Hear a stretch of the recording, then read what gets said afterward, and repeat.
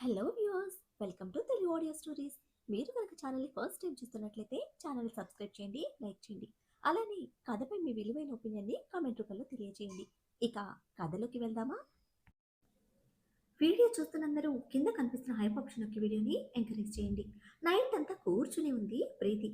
నిద్ర రాని కళ్ళకు వేడి రాచుకున్న వంటితో విరిగిన బోన్స్ నొప్పిని భరిస్తూ వ్యాంపైర్ల సెగలు కక్కుతూ తెల్లవార్లు కూర్చుని ఉంది.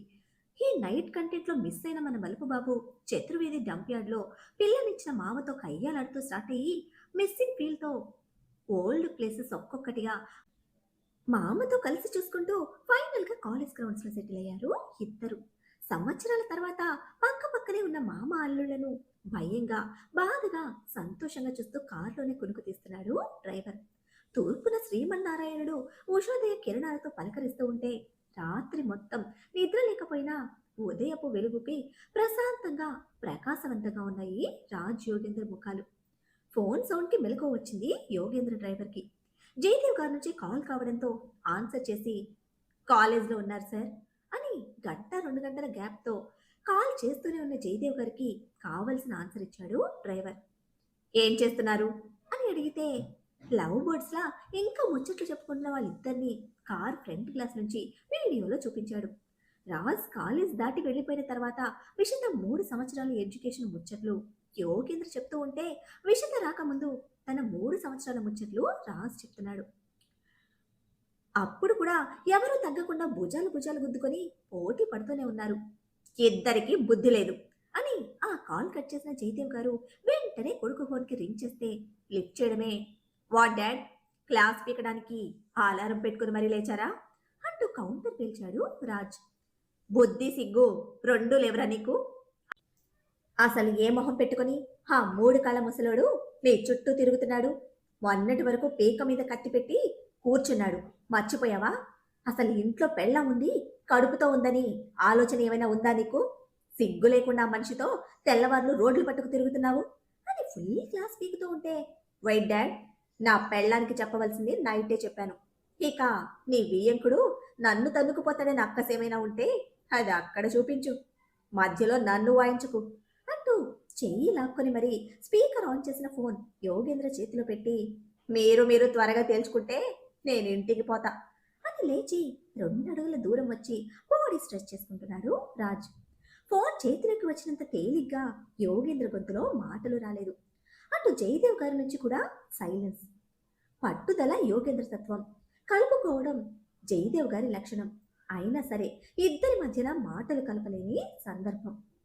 నిమిషం దాటుతూ ఉన్న ఆ సైలెన్స్ ని బ్రేక్ చేస్తూ, వాట్ డాడ్, నా దగ్గర చూపించిన నీ ప్రతాపం 3 కాళ్ళ ముసలాడి దగ్గర భయపడుతుందా అంటూ అడుగు దూరం నుంచి రెట్టిస్తూ ఉంటే క్షణం స్పీకర్ల నుంచి వినిపిస్తున్న అయ్యగారి కవ్విప్పులకి బరువు దిగడంతో పాటు పౌరుషం పొడుచుకొచ్చి మౌనం పోయి, ఏం మాట్లాడుతున్నావురా? వాడి దగ్గర భయపడటమేంటి? వాడు సీతయ్య అయితే నేను సింహాన్ని. సీతయ్య అయినా వాళ్ళ తాతయ్య అయినా ఈ సింహం ముందు భయపడాల్సిందే అని డైలాగులు కొడుతున్న యోగేంద్ర గారి కళ్ళలో ఆనంద బాష్పాలు కదలాడుతూ ఉంటే గర్వంగా రాజుని చూస్తున్న యోగేంద్ర ముఖంలో సన్నటి నవ్వు. మాయలోడివిరా నువ్వు అని చిన్న బుద్ధితో సర్టిఫికెట్ ఇచ్చిన యోగేంద్ర గుండెల్లో కొండంత భారం దిగిన అనుభూతి కలుగుతూ ఉంటే, అందుకే మామకే సపోర్ట్ చేశా అన్నాడు కన్ను కొట్టి.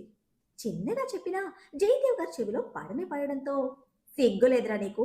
3 సంవత్సరాలు నీ కాళ్ళు కడగడానికి నా కాళ్ళు చుట్టూ తిరిగిన ఆ 3 కాళ్ళ ముసలాడి కోసం 30 సంవత్సరాలు పెంచిన తండ్రికి నమ్మక ద్రోహం చేస్తావా, పితృద్రోహి అని అక్కసు వెళ్ళగక్కుతూ ఉంటే, అయ్యయ్యో, ఏంటా మాటలు? అసలు మీరెందుకు ఫోన్ చేశారు? ఏం మాట్లాడుతున్నారు? అసలు నా కొడుకు ఏం చేశాడని అంటున్నారు అంటూ విరుచుకుపడ్డ మానస గారి గొంతు కూడా వినిపిస్తోంది. బరువు దిగిన గుండెకి భార్యాభర్తల వాదన కొత్త ఊపిరి పోస్తూ ఉంటే, 3 సంవత్సరాలు నీ కాళ్ళ చుట్టూ తిరిగిన ఈ తండ్రి కళ్ళు మూర్ఖత్వంతో మూసుకుపోయాయిరా. అందుకే నా అల్లుడు సాయం అవసరమైంది అని తన తప్పుతో పాటు రాజ్ గొప్పతనాన్ని కూడా ఒక్క మాటలో చెప్పిన యోగేందర్, క్షమాపణలకు వెసులుబాటుందా అన్నారు అత్తింపుగా. అన్నయ్య, పాపం అని తలచి పాలు పోస్తే విషం చిమ్మి మనందరి సంతోషాలు హరించింది. పొరపాటు అనుకున్నాము, కానీ మనకే అదృష్టం లేదు. క్షమాపణ అడిగేంత తప్పు మీ వైపు ఉందని తలిస్తే సరిదిద్దుకోలేని తప్పు మా వైపు కూడా ఉంది. జరిగింది మర్చిపోయేది కాదు. అలా అని ప్రతి క్షణం గుర్తు చేసుకుంటూ మీరు బాధపడి సుజితను బాధ పెట్టద్దు. రాత్రి మీరు చెప్పకుండా వచ్చేశారు. సుజిత కంగారు పడి ఫోన్ చేసింది. ఈయన గారు ఏదో మాట్లాడి నచ్చ చెప్పారు కానీ మీరు మాట్లాడితే వచ్చే ధైర్యం వేరు కదా. ముందు ఫోన్ చేసి మాట్లాడండి అని గద్దింపుగానే చెప్పిన మానస గారు తిరిగి ఫోన్ జయదేవ్ గారి చేతిలో పెట్టి, నా కొడుకుని చూసి నేర్చుకోండి. ఇంత వయసొచ్చినా ఏం మాట్లాడాలో తెలీదు అని కసిరి వెళ్ళిపోయారు. ఎప్పుడు సంతోషంగా ఉందా? తెల్లారుతూ ఉండగానే తిట్టించేశారు. నెత్తి మీద జుట్టు నెరుస్తున్నా నా కొడుకుతో పోటీ పడే బుద్ధి మాత్రం మారలేదు అని ఆ కోపం ఈ కోపం యోగేంద్ర గారి మీద చూపిస్తున్నారు జయదేవ్. నీకులా నల్ల రంగుతో తెల్ల జుట్టు దాచుకునే తెలివి బుద్ధులు మాకు లేవులే బావా. ఏం చేస్తాం, ఈ జన్మకి ఇలా సరిపెట్టుకుందాం అని అంటుంటే, చిన్న కూతురు చేతిలో ఉందని రెచ్చిపోతున్నాడు నీ వియ్యంకుడు. నువ్వు మర్చిపోయినట్టున్నావు అని సహస్ర విషయం గుర్తు చేసి మరీ రెచ్చగొట్టాడు మన బలుపు బాబు. ఆ ఎందుకు గుర్తులేదు? నా చిన్న కోడలు నా పెద్ద కోడలు లెక్క కాదు. వినకపోతే చంపలు వాయించే రకం. ఆ అనుభవం ఉన్న పెద్ద మనిషికి వేరే చెప్పక్కర్లేదనుకుంటా అని జయదేవ్ గారు తెప్పడం వెంటనే, నా చిన్న కూతురు నా లెక్క, ఆ మామకు కూడా వేడివేడిగా వడ్డించిందిగా అని యోగేందర్ కౌంటర్ ఇవ్వడం, వియ్యంకులిద్దరూ సంవత్సరాల దూరాన్ని తరిమి కొడుతూ మాట మాట పెంచుకుపోతూ ఉంటే రిలాక్స్గా ఇద్దరి గొడవ వింటూ డ్రైవర్తో ఫిల్టర్ కాఫీ తెచ్చుకొని తాగుతూ రిలాక్స్ అవుతున్నాడు రాజ్. బెడ్ రెస్ట్కి ఆనుకొని నిద్రపోతోంది ప్రీతి. నవ్వుకుంటూ వచ్చి భుజం తట్టేసరికి ఉలిక్కి పడుతూ కళ్ళు తెరిచిన ప్రీతికి ఎదురుగా అమాయకపు ముఖంతో కనిపించాడు తరణ్. Have you lost your mind? Bed down చేయలేదు, టీవీ ఆఫ్ చేయలేదు, లైట్స్ ఆఫ్ చేయలేదు, పైగా అంత వాల్యూమ్. నీ ఇష్టానికి ప్రామిస్ చేసి దున్నపోతులా నిద్రపోతే ఎవరు చూసుకుంటారు? అసలు నైట్ నాకు ఇచ్చిన పిల్స్ ఏంటి? పెయిన్ కిల్లర్స్ ఉన్నాయా దానిలో? సిస్టర్ కానీ డ్యూటీ డాక్టర్ కానీ విజిట్కి ఎందుకు రాలేదు అని కొరివి దిగేలా కాదని తొక్కుతోంది ప్రీతి. పట్టించుకున్నట్టే ఫస్ట్ టీవీ ఆఫ్ చేసి, సారీ అక్క, నైట్ చల్లగాలికి చెవిలో కాటన్ పెట్టుకున్నాను అంటూ అప్పటి వరకు చెవులు దాచిపెట్టిన దూది ఉండలు డస్ట్బిన్ లో పడేశాడు తరణ్. ఆ యాక్షన్ కి సౌండ్ లేదు ప్రీతి పాపకి. కావాలని చేశాడా అని డౌట్ క్షణంలో తట్టింది. ఖతర్నాక్ బ్రెయిన్ కదా, వీడికి ఎంత బ్రెయిన్ ఉందా అని మరొక పక్క అనుమానంతో కొట్టేసుకుంటూ, దేనికోసం, ఎవరి కోసం?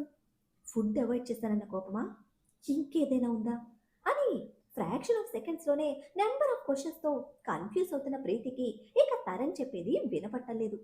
వస్తూ వస్తూ మొన్నే తీసుకొచ్చిన పాలతో కాఫీ ప్రిపేర్ చేస్తూ, కాటన్ వలన సౌండ్ తెలియలేదు, అందుకే నిద్ర కూడా పట్టేసింది.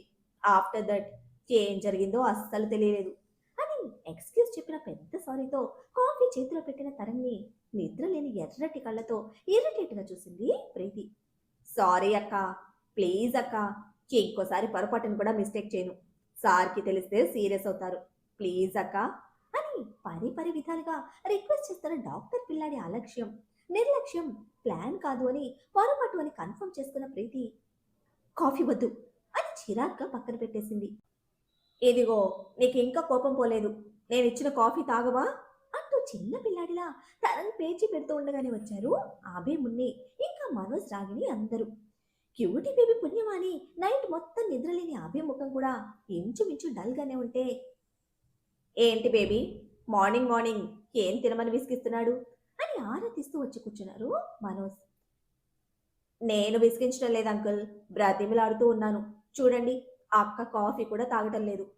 నైట్ మిస్టేక్ చేశాను, సారీ చెప్పినా యాక్సెప్ట్ చేయటం లేదు అని కొత్త పోకడలు ప్రదర్శిస్తున్న తరం చేష్టలకి నోరు వెళ్ళిపెట్టింది మున్ని. అభికి కూడా అర్థమవుతుంది. బట్ ఆ ఉడత భక్తి వెనక ఉన్న అయ్యగారు చెప్తేనే ఏదైనా చేసే తరంని జస్ట్ అబ్జర్వ్ చేస్తున్నాడు.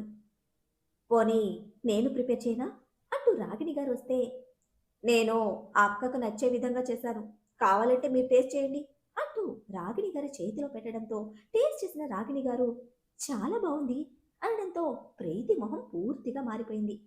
మామ్, నాకు హెడేక్గా ఉంది, ఐ వాంట్ సమ్ పీస్ అని పైకి చూపించలేని మొత్తం ఇరిటేషన్ కంట్రోల్ చేయడానికి ట్రై చేస్తున్నా ఆ చిరాకు ప్రీతి మొహంలో కనిపిస్తుంది. ఇట్స్ ఓకే ప్రీతి, ఆంటీ అంకుల్ని నేను ఇంటికి తీసుకువెళ్తున్నాను, నీకు మున్ని తరం తోడుగా ఉంటారు, ఆఫ్టర్నూన్ లంచ్ టైంకి వచ్చేస్తారు అని అభి చెప్తూ ఉంటే, ఆషు మ్యాడ్, నన్ను ఎవరు చూసుకుంటారు అంది ప్రీతి సీరియస్గా. కూల్ డౌన్ ప్రీతి, ఆంటీ అంకుల్ అవసరం అక్కడుంది, నీకు తరంగ్ మున్ని ఉన్నారుగా అని అభి చెప్తూ ఉండగానే, అవును ప్రీతి, ఏది ఆపొద్దని మీ డాడీనే చెప్పారు. ఇప్పుడు మన ఫ్యామిలీస్లో ఈ హ్యాపీనెస్ మొత్తం సహస్ర వల్లనే. నీకోసం తను ఎంత టెన్షన్ తీసుకుందో తెలుసా? ప్రెగ్నెంట్ అయినా మేనేజ్ చేసింది. ఇక్కడికి వచ్చే వరకు మాకు విషయం తెలియదు. Such a amazing person is she అని తల్లి నోటి నుంచి సహస్ర పొగడ్తలు వింటూ ఉంటే నిప్పుల గుండెల్లో కాలిపోతున్న ఫీలింగ్ ప్రీతి పాపకి. కానీ ఏం చేస్తుంది, కోరి తెచ్చుకున్న తలరాత బయటకు కక్కలేదు కదా. ప్రాబ్లమ్స్ అన్నీ సాల్వ్ అయ్యాయి. ఈ హ్యాపీ మూమెంట్స్లో మా రెస్పాన్సిబిలిటీస్ కూడా ఉన్నాయి. ఇప్పుడు నువ్వు బాగున్నావు కదా, ఆఫ్టర్నూన్కి డాడీ నేను ఇద్దరం వచ్చేస్తాం అని చెప్పారు రాగిణి. అభి చాలా నార్మల్గా ఉన్నాడు అంటే మీసాలు బయటికి రాలేదు. మన లాయర్ బాబుకి నటించడం రాదు, బలుపు బాబులా మేనేజ్ చేయడం కూడా రాదు. ఏదైనా ఉంటే ఎడో పెడ వాయించి తాడో పెడో తేల్చుకునే రకం. అక్కడి దాకా రాలేదు అంటే తరంగ్ చెప్పినట్టు దీపక్ని ఎటువంటి ఎంక్వైరీ లేకుండానే షూట్ చేసి చంపేశారు. It's really good and great thing. ఇవి చిన్న చిన్న హ్యాపీ మూమెంట్స్ మాత్రమే ఆ సహస్రకు. ఆ తర్వాత రాజ్తో లైఫ్ మొత్తం ఇక నాదే అని మైండ్లో క్రూయల్గా ఫిక్స్ అయిన ప్రీతి పైకి నవ్వు చూపిస్తూ, it's okay mom, you carry on అంది చాలా సింపుల్గా. That's my baby. కన్విన్స్ చేయాలి టెన్షన్ అన్నావు, సీనవ్, no need to convince. My baby know about సహస్రస్ గ్రేట్నెస్ అండ్ ఇంపార్టెన్స్ అని మరో రెండు కాంప్లిమెంట్స్ హంసపాకు బతికించి ప్రీతిని హక్ చేసుకుని, టేక్ కేర్ బేబీ, అందరం లంచ్ టైంకి ఇక్కడ ఉంటాం అని అభితో వెళ్ళిపోయారు మనోజ్ రాగిణి. నెక్స్ట్ మినిట్ ప్రీతి కోసం ప్రిపేర్ చేసిన పర్ఫెక్ట్ కాఫీ చల్లబడింది అని తనే తాగేసి ఏడాపెడా ప్రిపేర్ చేసిన మరొక కాఫీ ప్రీతి చేతుల్లో పెట్టి, నొప్పి అంటున్నావుగా అక్క, డాక్టర్ని పిలుచుకొస్తాను అంటూ బుద్ధిగా బయటకు వెళ్ళాడు తరణ్. టేస్ట్ చేసిన కాఫీ ప్రీతి కడుపు మొత్తం తిప్పేస్తూ ఉంటే బయటకు తటాల్లో ఉమ్మేయడమే అదిరిపడిన మున్ని, వెయిట్, నేను కూడా వస్తా అంటూ తరణ్ కోసం పరుగులు పెట్టింది. కూల్గా కారిడార్ చివరే కూర్చున్నాడు తరణ్. చాలా డిఫరెంట్గా బిహేవ్ చేస్తున్నా అంటూ ప్రశ్నిస్తూ మున్ని ఎదురు నిలబడితే, సార్ చెప్పింది చేస్తున్నా అన్నాడు మరొక ఆన్సర్ లేనట్టే. ఏం చెప్పారు? ఆ కాఫీ అంత చండాలంగా చేయమని చెప్పారా? ప్రీతి మేడంని ఇంతకు ముందెప్పుడు నువ్వు ఇలా ట్రీట్ చేయలేదు అంటూ తన లాయర్ బుర్రని ఇన్వెస్ట్ చేసింది మున్ని. సార్ ఒక మాట చెప్పారు, ఇక మీదట పిలవడానికి మాత్రమే అక్క, అభిమానానికి అర్హత కాదు, దగ్గరుండి జాగ్రత్తగా చూసుకోవాలి, చెప్పిందే చేస్తున్నా అని తరంగ్ నొక్కి చెప్తూ ఉంటే, ఎందుకలా అని అనుమానం కన్నా ఎక్కువగా బుర్ర తొలిచేస్తున్న భయంతో అడిగింది. అటువంటి ప్రశ్నలు నేను సార్ని అడగను. కొన్ని నాకు తెలుసు, కొన్ని నాకు అవసరం లేదు. సార్ చెప్పింది నేను ఫాలో అవుతాను. ఆ అభి అన్నకు అన్నీ తెలుసు. అన్న అసిస్టెంట్లా సైలెంట్గా ఉండు అనేసి డ్యూటీ సిస్టర్ రావడంతో వెంట తీసుకుని వెళ్ళాడు. యోగేంద్రని పంపించి ఇంటికి వచ్చాడు రాజ్. గుమ్మల్లోనే ఆపి దిష్టి తీసి బొట్టు పెట్టారు మానస. ఆవిడ కళ్ళల్లో గర్వంతో కూడిన సంబరం, కన్నీళ్లతో తలుక్కుమంటున్న ఆనందం. అది గమనించి అర్థం చేసుకున్న రాజ్, ఏ క్రెడిట్ మొత్తం నాకేనా అంటూ పాయింట్ చేస్తూ ఉంటే, వెనక ఎంతమంది ఉన్నా ముందుండి నడిపేవాడే మా రాజాబాబు అంటూ మెటికలు విరిచింది సుజాతమ్మ. మా అమ్మ వెనకుండి మొలగ చెట్టు ఎక్కించడానికి ముందుంటావు కానీ మొలక్కాయలు తెచ్చి ఎంతకాలం అయింది అని బాబు ఎత్తి పొడుస్తూ ఉంటే, అయ్య బాబోయ్, చిన్న బాబు గారికి మళ్ళీ గుర్తు చేశానా అని తడుముకుంటూ తడమట్టుగా తప్పించుకుని వెళ్ళింది సుజాతమ్మ. నీ కోడలెక్కడా అంటూ లోపలికి వచ్చిన రాజ్ తల్లిని హత్తుకొని ఇల్లంతా కళ్ళు తిప్పుతూ ఉంటే, నిద్రపోతోంది అని చెప్పి రాజు భుజం చుట్టి కళ్ళు మూసుకున్న మానస గారిలో అనురాగంతో నిండిన స్వాంతన. హెల్త్ బానే ఉందా అని తల్లిని దూరం జరుపుకొని అడిగితే, బాగానే ఉంది అనడంతో, అలక యుద్ధం ప్రకటించిందా అన్నాడు మరొక ఆలోచనతో. అలక కాదు, అలసట అంటూ క్యూటీ బేబీ సృష్టించిన కిష్కింద కాండ గురించి వివరించి, అప్పటి వరకు ఎవరి లోకల్లో వాళ్ళు, ఎవరి గదుల్లో వాళ్ళున్నాం. అందరినీ ఒక్కసారిగా భయపెట్టేసి ఫైనల్గా నవ్వుల పంట పండించింది. దాని ఆటలకు అలసిపోయి అందరం ఇక్కడే పడి నిద్రపోయారు. తెల్లారాకే ఒక్కొక్కరిగా రూమ్స్కి వెళ్ళారు అని చెప్తుండగానే కాఫీ పట్టుకొచ్చింది పెద్దమ్మ. అది తాగి తల్లి ఒడిలో రాజ్ తలవాల్చితే, ఏమైంది కన్నా అంటూ అలసటకు మించి రాజ్ మొహంలో కదలాడుతున్న భావానికి అనుమానంగా ప్రశ్నించారు మానస. నిజంగానే దేవుడున్నాడా అమ్మా అని ప్రశ్నించిన రాజ్ గొంతులో ఒకలాంటి వైరాగ్యం ధ్వనిస్తూ ఉంటే, అది ప్రీతి గురించి. అది నమ్మకం కన్నా కంటికి కనిపించని ప్రేమ మన మధ్య ఉంది అని నువ్వు ఎలా నమ్ముతున్నావో అలాగే దైవం కూడా ఒక నమ్మకమే. నువ్వు తలచిందొకటి, ఇప్పుడు నీ చేతిలో నిలిచింది మరొకటి. సహస్ర చెప్పింది. యుఎస్లో ఒక విద్వాంసురాలిని కలిసిందట. ఆవిడిని మళ్ళీ బాలీలో ఓ హోమానికి వెళ్ళినప్పుడు కలిసిందట అని చెప్తుంటే లేచి చూస్తున్న రాజ్ కళ్ళలో ప్రశ్నార్థకమైన ఆశ్చర్యం. నీకు కూడా ఆవిడ తెలుసు కదా అని అడిగితే అవును అన్నట్టు తల కదిపాడు రాజ్. ఆవిడను కలవాలి అని సహస్ర కోరుకోలేదు. అనుకోకుండా కలిసిన ఆవిడ దీవెనలతో మీ ఇద్దరి మధ్య ప్రేమకి శ్రీకారం చుట్టింది సహస్ర. మళ్ళీ తను సమస్యల్లో ఉన్నప్పుడు, కన్నీళ్లతో మిగిలినప్పుడు ఆవిడనే కలిస్తే ధైర్యాన్నిచ్చి దైవం ఉన్నాడని నమ్మకాన్ని కూడా ఇచ్చారు. జ్యోతిషుల వారిని కలవడానికి ఇక్కడి నుంచి మీ నాన్న నేను కలకత్తా వరకు వెళ్ళాము. కానీ సహస్ర కోరుకోకుండానే జ్యోతిష్యుల వారు తనని వెతుక్కుంటూ బాలి వెళ్ళారు. ఆ రోజు మాకు దక్కని దర్శనం బాలిలో సహస్రకు దక్కింది. ఆ హోమానికి వెళ్ళినప్పుడు ఆ పెద్దావిడ దీవెనలతో పాటు జ్యోతిష్యుల వారి ఆశీర్వాదం కూడా తీసుకుంది సహస్ర. నా కోరిక నువ్వు, నీ సంతోషం, నీ ప్రాణం, అవి నాకు ఇవ్వగలిగే శక్తి కోసమే ఆ భగవంతుడు జ్యోతిష్యుల వారిని బాలి పంపారు.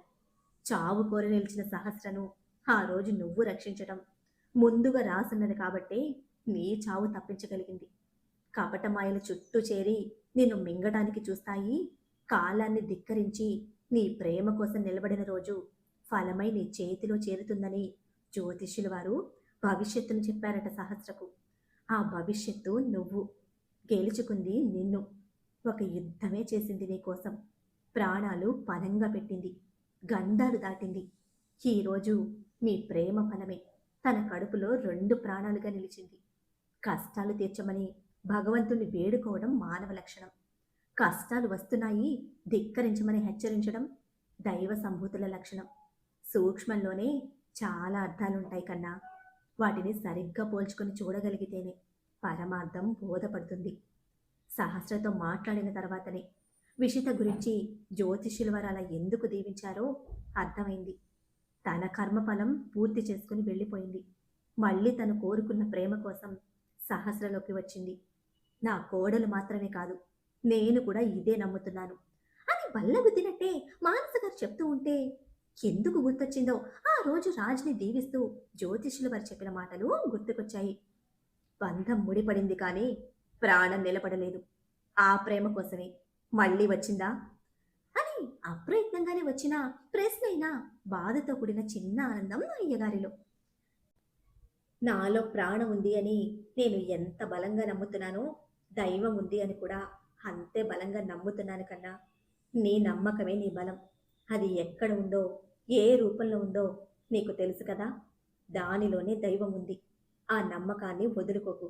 అన్నీ బావుంటాయి అని చెప్పి ఫోర్ హెడ్ మీద ముద్దు పెట్టిన మానస గారు వెళ్ళి పడుకో, మళ్ళీ సహస్రాన్ని నీలా చూస్తే బాధపడుతుంది అని చెప్పారు.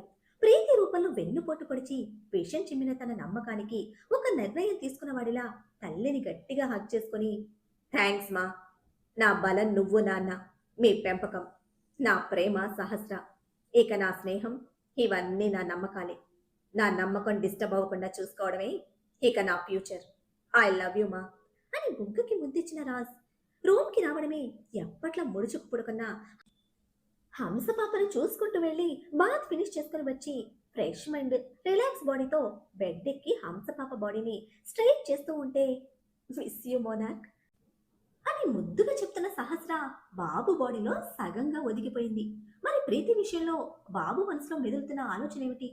తన గురించి అందరికీ తెలుస్తుందా, లేక తెలియకుండానే ప్రీతికి బుద్ధి చెప్తాడా? అనుకున్న విధంగా శుభకార్యాలన్నీ సజావుగా సాగిపోతాయా? ప్రీతి అసూయకు అంతమేమిటి? ఏం జరుగుతుందో తెలియాలంటే నెక్స్ట్ ఎపిసోడ్ని ఫాలో చేయండి. అలానే ఈ ఎపిసోడ్ని లైక్ చేయడం మాత్రం మర్చిపోకండి. Bye friends.